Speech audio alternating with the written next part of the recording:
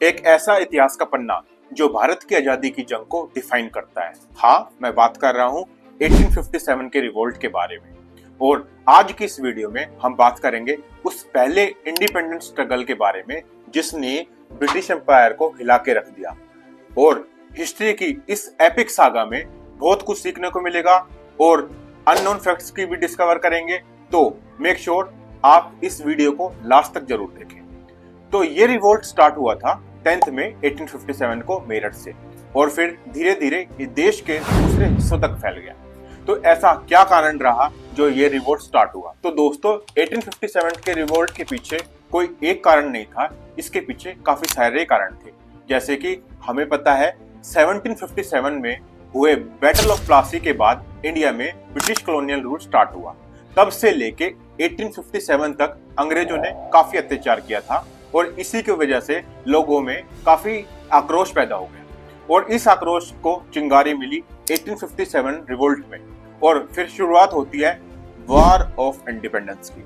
तो आइए अब बात करेंगे आक्रोश के अलग अलग कारणों की। तो पहला है पॉलिटिकल को। तो दोस्तों ब्रिटिश ईस्ट इंडिया कंपनी अपनी पावर और प्रेस्टीज को बढ़ाने के लिए जो कुछ हो सकता था वो कर रही थी, चाहे फिर उसे ट्रीटी को ही क्यों ना तोड़ना पड़े। और यही वजह थी कि इंडियन रूलर्स को उनके इंटेंशन पे डाउट होने लगा और वो डाउट रियलिटी में तब बदला जब ब्रिटिशर्स सब्सिडियरी अलायंस और डॉक्ट्रिन ऑफ लैप्स जैसी पॉलिसी के दम पे इंडियन स्टेट्स को एनेक्स करना स्टार्ट कर दिया।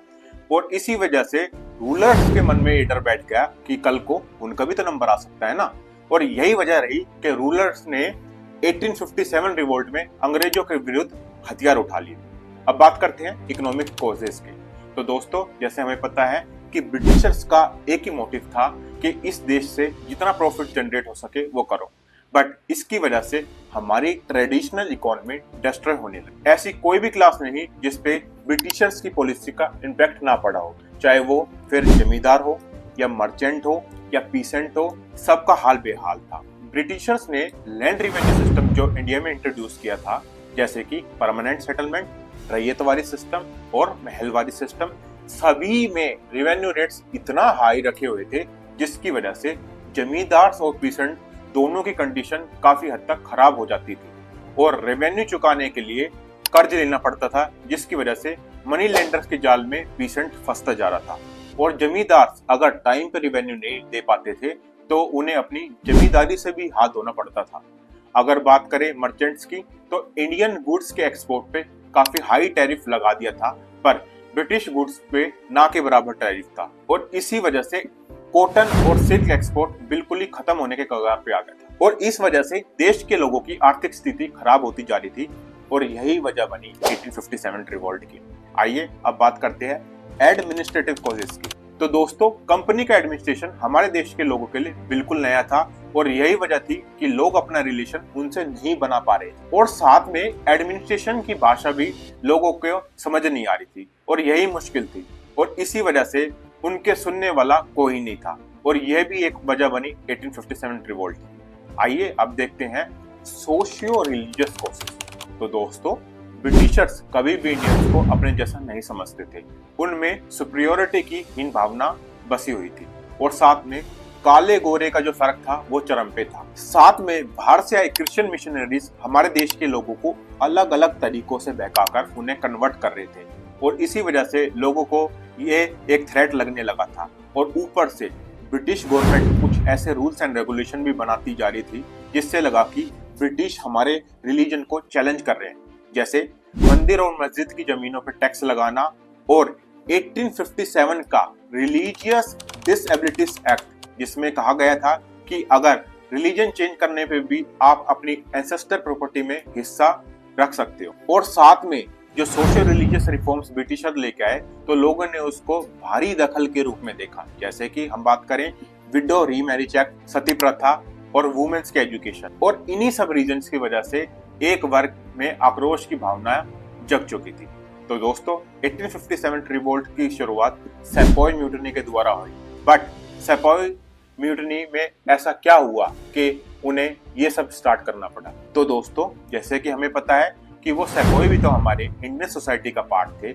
जब वो प्रॉब्लम इंडियन सोसाइटी में जो हो रही थी वो भी उससे परेशान थे।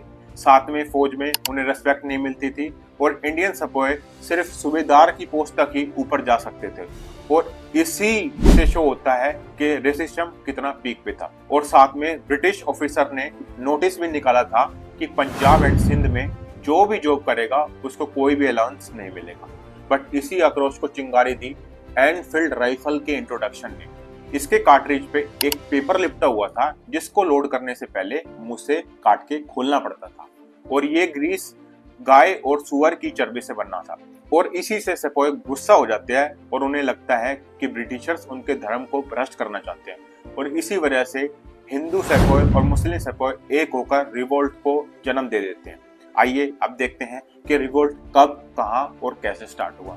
तो जैसे कि मैंने बताया था, रिवोल्ट मेरठ से स्टार्ट हुआ था 10 मई 1857 को और फिर धीरे धीरे ये नॉर्दर्न इंडिया और सेंट्रल इंडिया के काफी पार्ट्स में फैल गया। तो 24 अप्रैल को थर्ड नेटिव कैवलरी के जवान ग्रीस कार्ट्रिज को यूज करने के लिए मना कर देते हैं और इसमें से ही 85 सोल्जर्स को 9 मई को डिसमिस करके 10 साल की सजा सुना दी जाती है। और इसको देख के 7 वाले सोल्जर्स के मन में आक्रोश की चिंगारी पैदा हो जाती है और 10 मई को फाइनली सारे सिपाही मिलके 7 वाले बैरक पे हमला कर देते हैं और ऑफिसर्स को मार के अपने दोस्तों को छुड़वा लेते हैं और फिर वो दिल्ली की तरफ कूच स्टार्ट कर देते हैं। और जैसे ये दिल्ली पहुंचते हैं तो दिल्ली की जो लोकल इन्फेंट्री होती है वो इसको ज्वाइन कर लेती है और फिर ये सब सिपाही बहादुर शाह जफर को एम्परर ऑफ इंडिया डिक्लेयर कर देते हैं और अपना लीडर भी मान लेते हैं। और इसी से देश के अलग अलग कोनों में जवान विद्रोह करके दिल्ली की तरफ कूच करना स्टार्ट कर देते हैं और इनका साथ देते हैं सिविलियंस, जिससे ये आजादी की चिंगारी पूरे देश में फैल जाती है।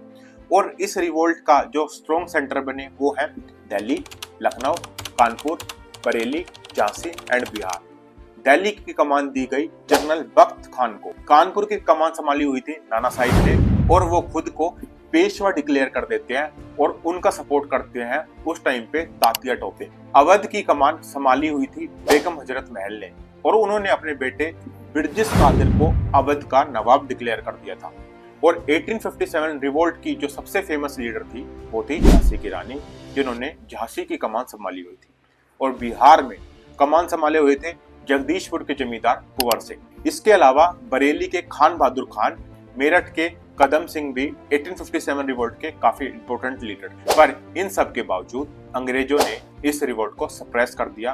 तो ऐसा क्या कारण रहा होगा, आइए देखते हैं। तो दोस्तों, इस रिवोल्ट में हर समाज ने हिस्सा नहीं लिया था और ना ही इसको सपोर्ट किया था और यही वजह रही कि रिवोल्ट बस नॉर्थ इंडिया और सेंट्रल इंडिया तक ही सीमित रह गए, क्योंकि इस रिवोल्ट में ना तो कोई सेंट्रलाइज्ड लीडरशिप थी और ना कोई प्लान, और सबसे कमजोर कड़ी जो थी वो थी कोऑर्डिनेशन। और यही वजह थी कि अंग्रेजों ने अपनी मॉडर्न टेक्नोलॉजी, बेटर कोऑर्डिनेशन और वेल प्लानिंग के दम पे इस रिवोल्ट को सप्रेस कर दिया। तो विद्रोहियों को पहले झटका लगा 20 सितंबर 1857 को, जब जॉन निकोलसन के अंडर में ब्रिटिशर्स ने दिल्ली को दोबारा कैप्चर कर लिया और एम्परर बहादुर शाह जफर को बंदी बना के जेल में डाल दिया और उनको रंगून में ट्रांसफर कर दिया और रंगून में ही 1862 में उनकी डेथ हो जाती है और इस तरह से मुगल वंश का पूरा खात्मा हो जाता है और जो बाकी के लीडर्स बचे थे उन्हें भी ब्रिटिशर्स धीरे धीरे कंट्रोल में कर लेते हैं और 1859 तक ब्रिटिशर्स दोबारा से अपनी सुप्रीमेसी कायम कर लेते हैं। तो मन में तो सवाल आता है ना कि रिवोल्ट क्या बेकार हो गया? तो जवाब है नहीं। ये हमारे इतिहास का ग्लोरियल लैंडमार्क रहा है और ये भारत के लोगों के लिए फर्स्ट वार ऑफ इंडिपेंडेंस बना और आगे आने वाले रिवोल्ट के लिए इसने एक इंस्पिरेशन का भी काम किया। और साथ ही रिवोल्ट से सबक लेते हुए ब्रिटिशर्स ने 1858 में एक एक्ट इंट्रोड्यूस की जिसका नाम था the government of India act 1858। तो ये एक्ट इंडिया को गवर्न करने की पावर ईस्ट इंडिया कंपनी से ट्रांसफर करके ब्रिटिश एडमिनिस्ट्रेशन को दे देती और अब secretary of state he India की गवर्नेंस को संभालेंगे। पहले गवर्नेंस ईस्ट ऑफ इंडिया के बोर्ड ऑफ गवर्नर्स संभालते थे। तो दोस्तों, 1857 रिवोल्ट के नेचर को लेके भले ही अलग अलग ओपिनियन हो सकते हैं, बट इसमें कोई दो राय नहीं है कि ये अंग्रेजी हुकूमत के खिलाफ होने वाला एक यादगार रिवोल्ट बन गया और यही हमारे भारत की आजादी का एक टर्निंग पॉइंट बना और फाइनली 1947 में भारत को आजादी दी। अगर आपको ये हमारी केस स्टडी पसंद आई तो stay tuned to our channel. Thank you so much.